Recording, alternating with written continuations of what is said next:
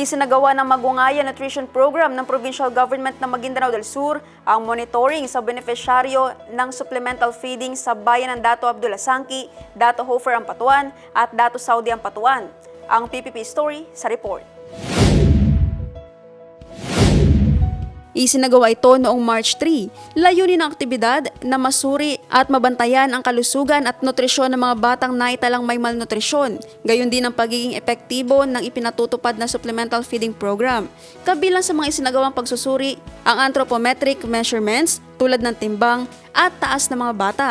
Ang mga ito ay inihambing sa naunang datos upang makita kung may pagbuti sa kanilang nutritional status. Sinuri rin ng monitoring team ang pagpapatupad ng feeding activities, kabilang ang paghahanda ng pagkain, pamamahagi ng pagkain, pagsunod sa feeding schedule, at pagtalima sa food safety at sanitation standards.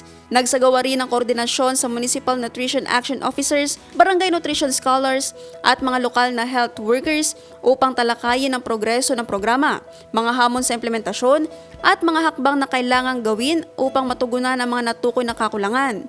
Batay sa resulta ng monitoring, napansin ang unti-unting pagtaas ng timbang ng ilang benepisyaryong bata na indikasyon ng positibong epekto ng feeding program. Gayunman, may ilan pa ring kaso na nangangailangan ng patuloy na interbensyon at mas mahigpit na pagbabantay. Sa kabuuan, pinalakas ng aktibidad ang koordinasyon ng mga lokal na stakeholder at ang kanilang pagsisikap na mabawasan ang malnutrisyon at mapabuti ang kalusugan ng mga bata sa mga nasabing bayan ng Maguindanao del Sur.